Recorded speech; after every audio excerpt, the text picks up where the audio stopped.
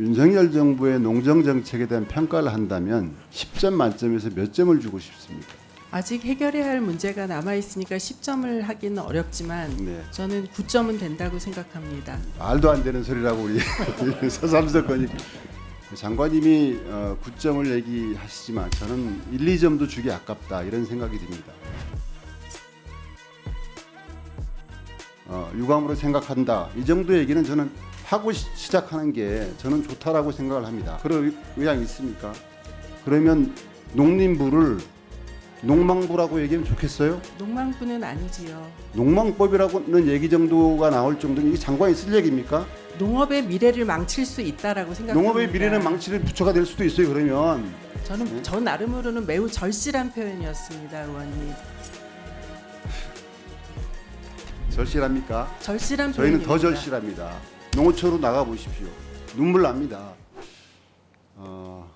잘 아시겠지만 기후위기에 대한 농업 재해의 증가, 급격한 농산물 가격 변동, 폭증하는 농업 경영비 문제를 하루속히 해결해야 됩니다.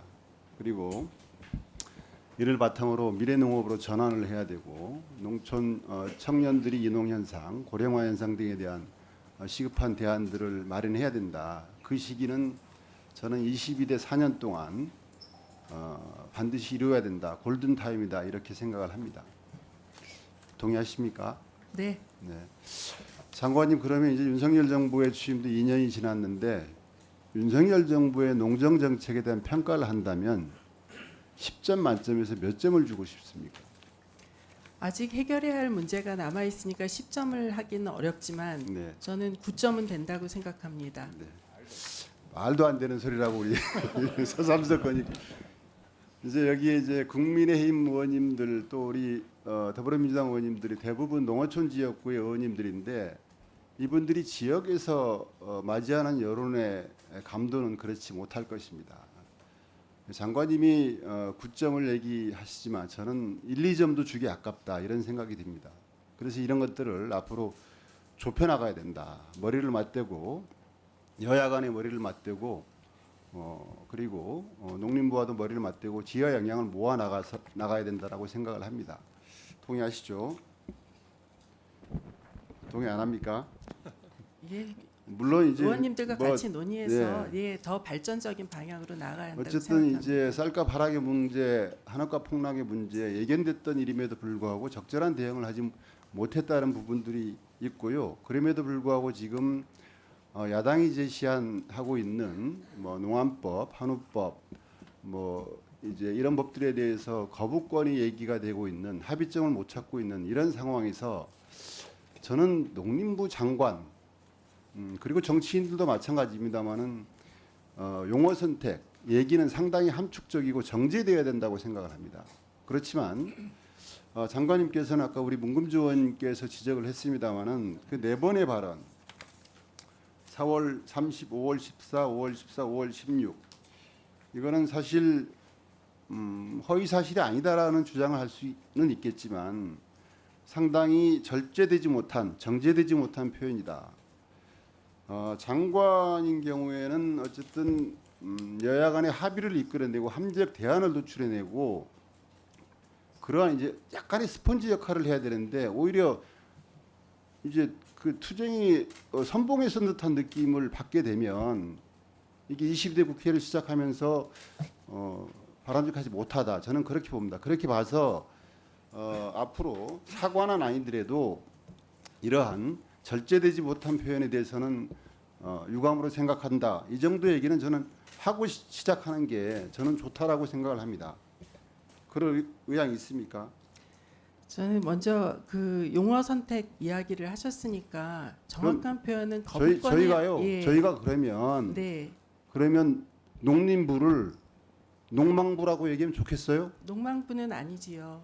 그러니까 그러면 사실의 근거를 이러한 해야 법을 하니까요. 추진하는 것을 농망법이라고 하면 네. 농망법이라고는 얘기 정도가 나올 정도면 이게 장관이 쓸 얘기입니까? 농업의 미래를 망칠 수 있다라고 생각합니다. 농업의 미래는 망치는 부처가 될 수도 있어요. 그러면 그렇지 않지요. 그건 입장의 차이고요. 네. 그래서 이런 부분에 대해서는 앞으로 절제된 표현을 하시겠습니까? 제가 그래서 표현 이야기를 좀 드리고 싶은데요. 정확히 말하면 거부권이라는 말씀을 자꾸 쓰시는데 거부권이라는 저- 용어는 저는 없고요. 제2 요구입니다. 제2 요구. 의원님들께서 다시 한번 좀 다시 논의해 달라라는 요구를 거부권이라는 하신 얘기 거고요. 자주 쓰지 않았고요. 네. 저는 이제 장관께서 쓰신 용어에 대해서 좀 절제되고 정제됐으면 좋겠다. 좀 이런 바람을 갖고 시작을 해봅니다. 저는 네. 저 나름으로는 매우 절실한 표현이었습니다, 의원님. 절실합니까? 절실한 저희는 표현입니다. 더 절실합니다. 아스팔트에 나가 보십시오. 농어촌으로 나가 보십시오. 눈물 납니다. 당장을 보면 안 됩니다, 의원님. 자, 제가요 오늘 업무보고 자료에 보게 되면 윤석열 정부의 농업 정책을 딱 눈에 들어오는 게 있어요. 농가 소득 5천만 원 넘었다 네, 달성. 네, 얼마나 이게 궁색합니까? 2001년 문재인 정부 말기와 비교해 보세요. 정작 중요한 농업 소득이 어떻게 됐는가? 농민이 농사를 지어서 이익이 되는 이런 내용을 성과로 얘기를 해야 되지. 이전 소득이 좀 늘었다고 해서 반짝했다고 해서 5천만 원 늘었다 최고의 성과로 이렇게 업무 보고의 내용을 올려놓은 거 저는 좀 궁색하다고 봅니다. 그러니까 윤석열 정부의 농정의 가장 큰 문제, 마진, 채산성, 저는 마이너스 상태라고 봅니다. 그래서 농가 소득의 문제 불어나면 좋죠. 증가되면 좋죠. 그렇지만 정작 중요한 농업 소득의 문제에 대해서 좀 고민들을 좀 해주셔야 된다. 이렇게 생각을 합니다. 농산물 가격 안정에 실패하고 농가 경영비 부담 완화에 실패하고 그래서 농산물 가격이 폭등하면 수입 농산물 들여오기를 반복하고 TRQ나 할당관세에 쓸 예산과 노력을 가격 안정이나 경영비 지원에 쓰는 쪽으로 정책적 기조의 변화가 좀 필요한 시점이라고 저는 그렇게 생각을 합니다. 장관님 생각 어떻습니까?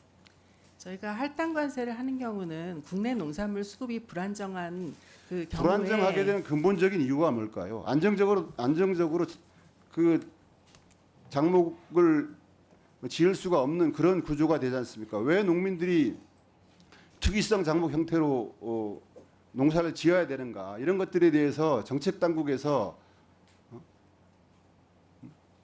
그 접근 가능한 내용들이 많지 않습니까? 이 농산물 수급의 불안정성은 기후 변화 등의 문제로도 야기가 됩니다. 그래서